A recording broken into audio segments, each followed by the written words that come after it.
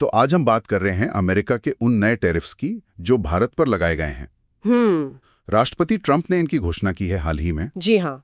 और हमारे पास कुछ सोर्सेज हैं जो इस पूरे मामले को, मतलब इसकी वजह, असर और आगे क्या हो सकता है, इस सब पर रोशनी डालते हैं। बिल्कुल। और हमारा इरादा यही है कि इन स्रोतों से जो खास बातें निकल रही हैं उन्हें ठीक से समझें। आखिर ये टैरिफ्स लगे क्यों? हाँ, क्यों लगे और भारत पर इनका असर कितना गहरा होगा। और हाँ, भारत का रिएक्शन क्या है, मतलब क्या कदम उठा रहा है या शायद उठा सकता है। चलिए तो फिर सीधे मुद्दे पर आते हैं। हाँ। शुरुआत करते हैं एकदम बेसिक जानकारी से। राष्ट्रपति ट्रंप ने मतलब सोशल मीडिया पर भी और सरकारी बयानों में भी ये साफ कर दिया है कि 1 अगस्त 2025 से 1 अगस्त से भारत से आने वाले सभी सामानों पर 25% टैरिफ लगेगा। जी, और इसके पीछे जो वजह बताई जा रही हैं वो कई हैं असल में। एक तो अमेरिका को लगता है कि भारत में बिजनेस करना मतलब वो उच्च व्यापार बाधाएं वाली बात। अच्छा, हाई ट्रेड बैरियर्स। हाँ, वो। और दूसरा, भारत का रूस से लगातार तेल और वो जो सैनिक साजो सामान है उसकी खरीद जारी रखना। और इसको वो यूक्रेन वाले मामले से भी जोड़ रहे हैं। अच्छा, तो ये सिर्फ ट्रेड बैलेंस का नहीं बल्कि रूस वाला एंगल भी है इसमें। हाँ, ये तो काफी मतलब पेचीदा लग रहा है। हाँ बिल्कुल। और मैंने ये भी सुना कि शायद भारत के साथ जो ट्रेड पर बातचीत चल रही थी उसमें कुछ खास हो नहीं रहा था, तो ट्रंप प्रशासन थोड़ा निराश था। हो सकता है, बिल्कुल, वो भी एक फैक्टर हो सकता है। और देखिए, बात सिर्फ 25% टैरिफ पर ही खत्म नहीं हो रही। अच्छा, और भी कुछ है? हाँ, सूत्रों की माने तो रूस के साथ जो ये एनर्जी और डिफेंस डील है उनकी वजह से कुछ और पेनल्टीज मतलब दंड लगाने की भी बात है। हालांकि वो क्या होंगी, कितनी होंगी, ये अभी क्लियर नहीं है। तो मतलब असर तो फिर काफी बड़ा हो सकता है। कौन से खास सेक्टर्स हैं जिन पर सबसे ज्यादा मार पड़ सकती है? भूषण, फार्मास्यूटिकल्स। फार्मा भी? हाँ, फार्मा भी। ऑटो पार्ट्स है, लोहा इस्पात है, कई बड़े सेक्टर्स हैं। और जो भारत के उद्योग संघ हैं जैसे फिकी, हाँ फिकी, उन्होंने तो पहले ही चिंता जता दी है। कह रहे हैं कि इससे एक्सपोर्टर्स का मार्जिन घटेगा और ग्लोबल मार्केट में टिकना मुश्किल होगा। और एक दिलचस्प बात जो सामने आई है वो ये कि इसका असर सिर्फ ट्रेडिशनल इंडस्ट्रीज पर ही नहीं है। सुनने में आया है कि एप्पल जैसी बड़ी कंपनी, हाँ, एप्पल का प्लान था ना, बिल्कुल, कि भारत को एक बड़ा आईफोन मैन्युफैक्चरिंग हब बनाएंगे, वो प्लान भी अब शायद खटाई में पड़ सकता है। सही बात है। ये दिखाता है कि असर कितना दूर तक जा सकता है, मतलब भविष्य के ग्रोथ प्लान्स पर भी। और आर्थिक स्तर पर क्या अनुमान है, मतलब जीडीपी वगैरह और क्या असर पड़ेगा? हाँ, अर्थशास्त्री अनुमान लगा रहे हैं कि अगले वित्त वर्ष मतलब 2025-26 में भारत की जीडीपी ग्रोथ रेट शायद 40 बेसिस पॉइंट्स तक कम हो सकती है। 40 बेसिस पॉइंट्स यानी 0.4%। जी हाँ, लगभग उतना, क्योंकि जाहिर है एक्सपोर्ट की डिमांड घटेगी। ये तो अच्छा खासा असर है। और इसका असर तो घर में भी दिखा होगा, मतलब रुपया पर, शेयर बाजार पर। बिल्कुल, जैसे ही घोषणा हुई रुपया गिरा, शेयर बाजार में भी गिरावट आई।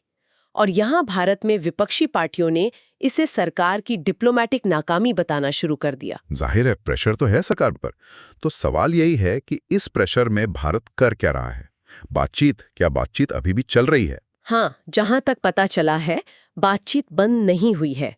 भारत अभी भी कोशिश कर रहा है कि कोई ऐसा समझौता हो जो क्या कहते हैं, निष्पक्ष, संतुलित और दोनों के लिए फायदेमंद हो।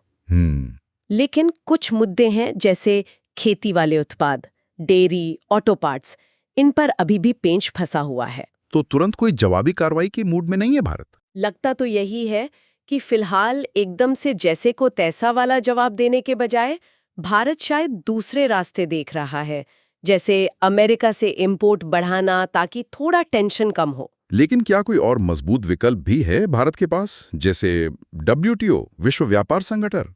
हाँ, वो विकल्प हमेशा रहता है। WTO के नियमों के तहत भारत जवाबी कार्यवाही कर सकता है और भारत ने एक प्रस्ताव रखा भी है कि वो अमेरिकी सामानों पर करीब 2.9 अरब डॉलर के बराबर जवाबी टैरिफ लगा सकता है। अच्छा, तो ये प्रस्ताव रखा जा चुका है? हाँ, प्रस्ताव है, लेकिन उसे लागू करने के लिए एक फॉर्मल नोटिफिकेशन जारी करना होगा। अब ये भारत के ऊपर है कि वो इस रास्ते पर जाना चाहता है या नहीं। इस पूरे माहौल में कुछ लोग भारत की ओवरऑल स्ट्रैटेजी में ही बदलाव की बात कर रहे हैं ना? जी हाँ, बिल्कुल। कुछ बड़े उद्योगपति हैं भारत में, जैसे हर्ष गोयनका का नाम आया है। हाँ, मैंने भी पढ़ा था। वो सलाह दे रहे हैं कि भारत को सिर्फ अमेरिका पर निर्भरता कम करनी चाहिए, मतलब डाइवर्सिफाई करना चाहिए। यूरोप के साथ, आसियान देशों के साथ व्यापारिक रिश्ते और मजबूत करने चाहिए। यानी अपने अंडे अलग अलग टोकरियों में रखना। बिल्कुल वही बात। एक तरह से ये संकट भारत को अपनी ट्रेड स्ट्रैटेजी पर दोबारा सोचने का एक मौका भी दे रहा है। और हमें ये भी याद रखना होगा कि ये जो भारत पर टैरिफ लगे हैं, ये कोई अलग थलग घटना नहीं है। ये ट्रंप प्रशासन की एक बड़ी पॉलिसी का हिस्सा है, जिसे लिबरेशन डे टैरिफ कहा जा रहा है। हाँ, जो अप्रैल 2025 से शुरू हुए थे। सही। और ये भी है कि अमेरिका में ही कुछ अदालतों ने इन टैरिफ्स को प्रेसिडेंट के अधिकार से बाहर बताया था, लेकिन वो मामले अभी अपील में हैं, तो फिलहाल तो ये लागू हैं। हाँ, अपील पेंडिंग है तो टैरिफ लागू हैं। भारत पर ये नए वाले भी उसी में शामिल हैं। जी। तो अगर हम सारी बातों को समेटें, एक तो ये 25% का नया टैरिफ, ऊपर से रूस के साथ व्यापार पर कुछ और सजा की बात जो भी साफ नहीं है। हाँ, वो अनिश्चितता बनी हुई है। फिर कपड़ा, ऑटो पार्ट्स जैसे अहम सेक्टर्स पर सीधा असर, जीडीपी ग्रोथ धीमी होने की चिंता। बिल्कुल। और भारत के सामने विकल्प क्या हैं? बातचीत जारी रखना, WTO वाला रास्ता अपनाना, या फिर व्यापार के लिए नए साथी ढूंढना, मतलब डाइवर्सिफिकेशन। हाँ, ये मुख्य विकल्प नजर आ रहे हैं। तो जाहिर है इस सब का असर सिर्फ भारत अमेरिका व्यापार तक ही नहीं रहेगा, इसका असर ग्लोबल जियोपॉलिटिक्स पर भी पड़ेगा, और खासकर भारतीय अर्थव्यवस्था के लिए ये एक अहम मोड़ हो सकता है। स्थिति काफी नाजुक है। बिल्कुल। और ये सब देखते हुए एक सवाल शायद हमारे श्रोताओं के सोचने के लिए है, क्या ये जो व्यापार में विविधता लाने की बात हो रही है, मतलब अलग अलग देशों से व्यापार बढ़ाना, क्या यही भारत के लिए अमेरिका पर निर्भरता कम करने का एकमात्र टिकाऊ रास्ता है?